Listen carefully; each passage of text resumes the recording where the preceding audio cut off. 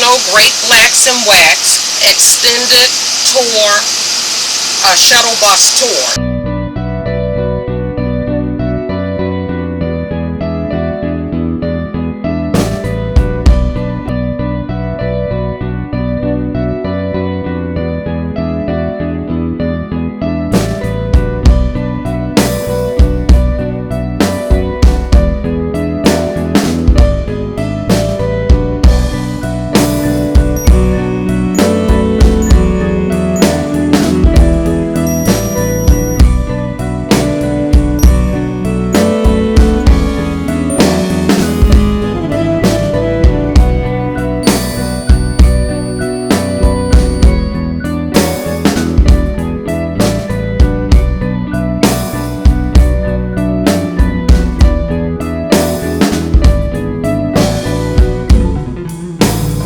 Hello, my name is Clifton.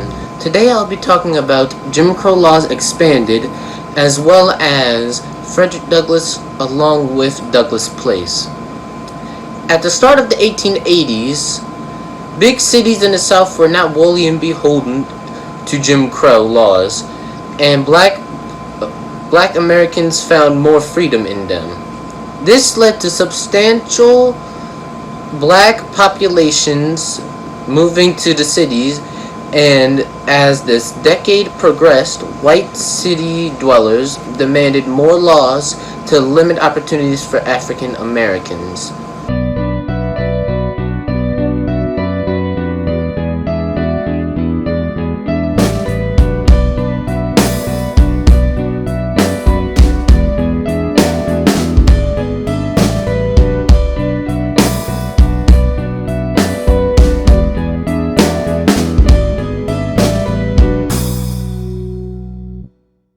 Frederick Douglass's story as an abolitionist and a writer started in Baltimore, where he was born into slavery. And this is the story of how he changed his name himself in freedom. This shows how complicated his life and his world always were. Frederick escaped to freedom in 1838 at the age of 20, and needing a new name in part as a declaration of a re-innovated self and eluding the slave catchers, he chose to become Frederick Douglass in honor of a character in a Walter Scott poem. Frederick Douglass settled in New York, where he sent for Anna Mary, a free black woman from Baltimore, which he met while in captivity. She joined him, and they were married in September of 1838. They would have 5 children together after they married.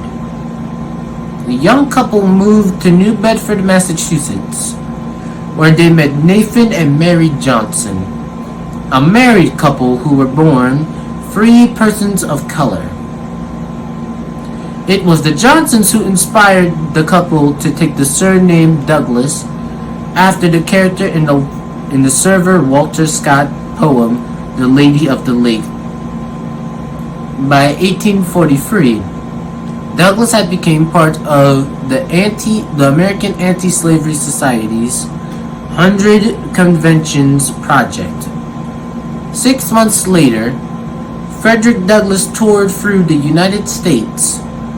Douglass was severely assaulted several times during the tour by those who opposed the abolishment movement.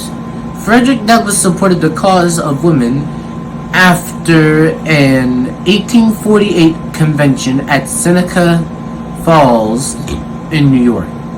In 1866, Douglass, along with Elizabeth Cady and Susan B. Anthony, founded the American Equal Rights Association. Frederick Douglass got into women's rights in the same year that he met his wife, in 1838. Frederick Douglass was invited to the first women's rights convention, and his participation at the event revealed how committed he was to the women's suffrage movement. His work served as an inspiration to the civil rights movement of the 1960s. Later in life, he returned to his roots to continue helping his community. Douglas Place. Years after he transformed the nation with his ideas for reformation, Douglas returned to Baltimore to build a row of houses for African American renters. Brick and mortar examples of his commitment to creating stability and community. My name is Clifton, and thank you. Frederick Douglass became of age, he was sent back to the Eastern Shore where he was seasoned as a field slave. And then he came to Baltimore as an adult, and he was hired out to the shipyards. Okay, we're going to stop right here. After Frederick Douglass became a wealthy man, he went to New York, started the North Star, became a famous abolitionist. Then he went to D.C. in later years and became the Register of Wills. And he came back to this area that he had been a slave, and he built these 5 houses for the people. And so if you look up in the brick, you will see Douglas Place.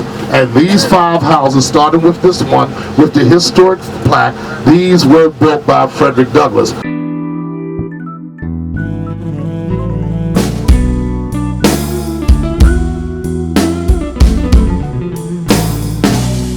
See my